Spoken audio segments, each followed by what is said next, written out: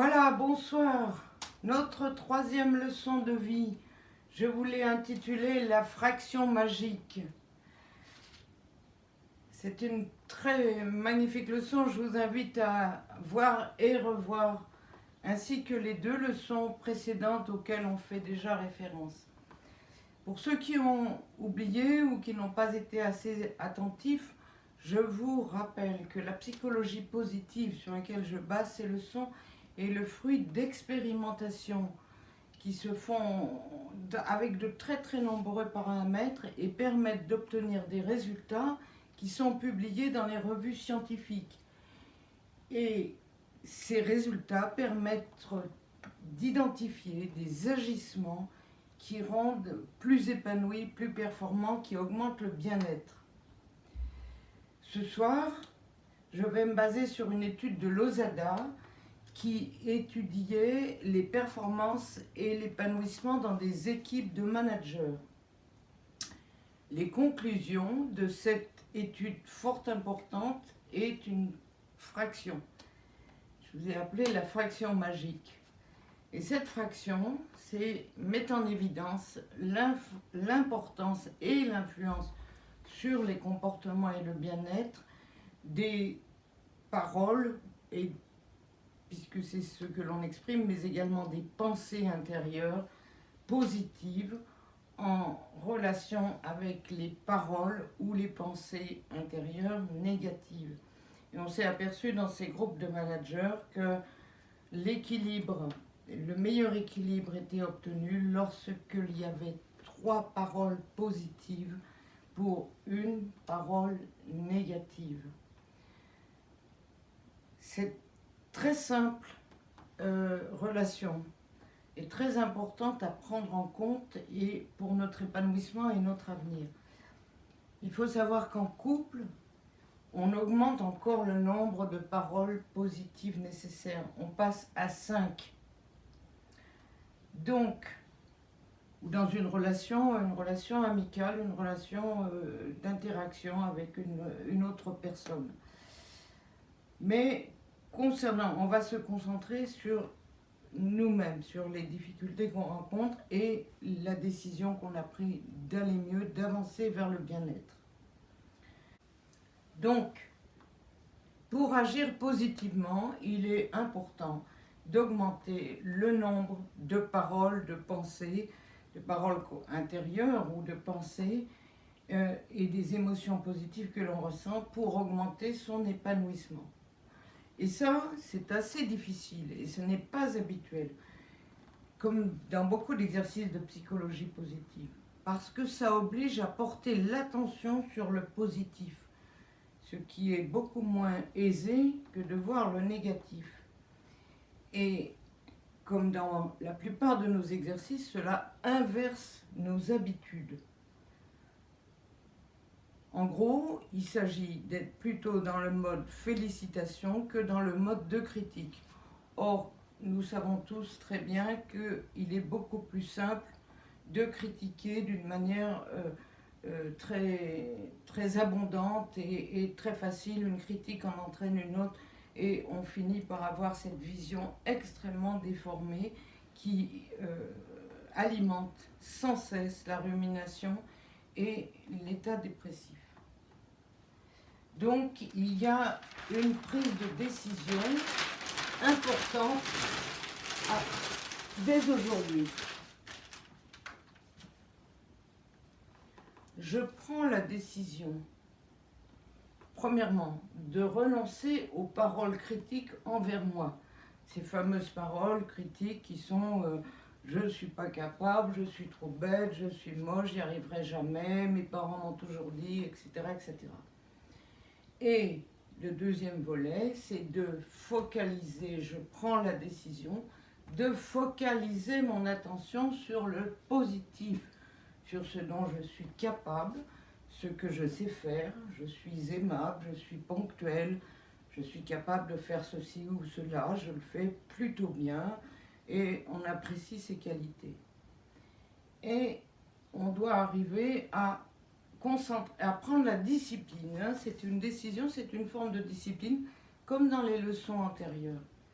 Et cette attitude va avoir pour effet d'augmenter d'une manière importante la gratitude, et on retourne encore aux leçons antérieures, et le bien-être personnel et relationnel, bien entendu. Notre humeur est influencée en permanence par ce sur quoi nous portons notre attention. Donc il est important de faire le bon placement de notre regard, de notre attention. Parce que toutes les émotions positives et l'optimisme requièrent un état de conscience globale, une perception globale des choses et des événements. Alors que les émotions négatives et le pessimisme concentrent plutôt l'esprit dans une analyse et une recherche du détail. En conclusion, et ça aussi repose sur de nombreuses études scientifiques, les optimistes vivent mieux et plus longtemps que les pessimistes. Donc, je crois qu'on a tout intérêt à entrer dans cette mode de pensée, mode d'action, mode de vie. Prendre cette décision et s'y tenir. L'effet de plus de gratitude, plus de bien-être, va être à l'origine de plus de générosité, plus d'épanouissement. La générosité, ce n'est pas que l'argent, loin s'en faut. La générosité s'exerce vis-à-vis de l'attention aux autres, du temps qu'on peut consacrer, sur le fait de pouvoir dire quelques mots aimables, des félicitations, des paroles gentilles, des sourires.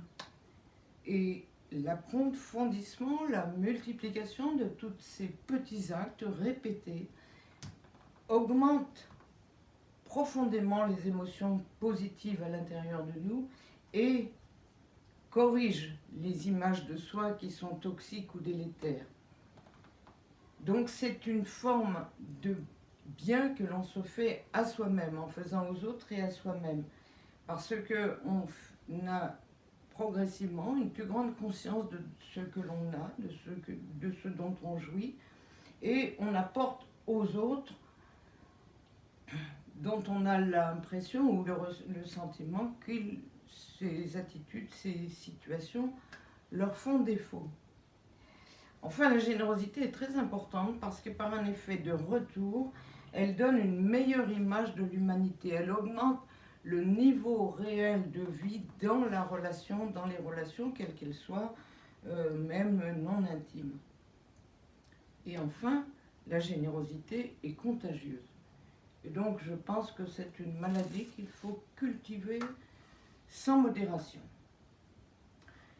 Et la conséquence, quelque part, de tout ce bien-être qui va s'installer, c'est l'effet du sourire. Le sourire est un acte très important car de nombreuses études ont également montré ce que l'on appelle d'un mot un peu difficile, la rétroaction faciale. Ce terme signifie tout simplement que l'état de notre visage informe et influence notre cerveau, de la même façon que l'état de notre cerveau informe et influence notre visage.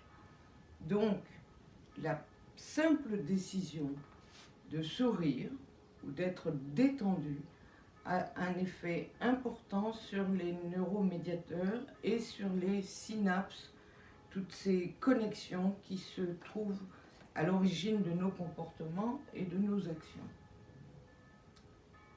Voilà, donc en conclusion, je vous dis et je vous répète que le bonheur tient beaucoup plus à l'attitude mentale que l'on a et que l'on exerce, que l'on s'exerce à avoir, en ancrant ses habitudes sur cette décision. Et je vous recommande de noter également toutes ces choses importantes que vous arriverez à retrouver, à collecter, à réfléchir, à affirmer dans votre cahier, votre compagnon de vos leçons de vie. Voilà, retournez à ces leçons, étudiez-les, prenez les décisions, Faites pas à pas et je vous assure que vous allez avoir des améliorations rapides, très rapides, de votre état de pensée, vos ruminations, votre humeur et votre anxiété. Bon travail, c'est une leçon grosse, importante, à refaire très régulièrement et qui se base sur la décision, bien entendu. Bonne soirée à vous tous.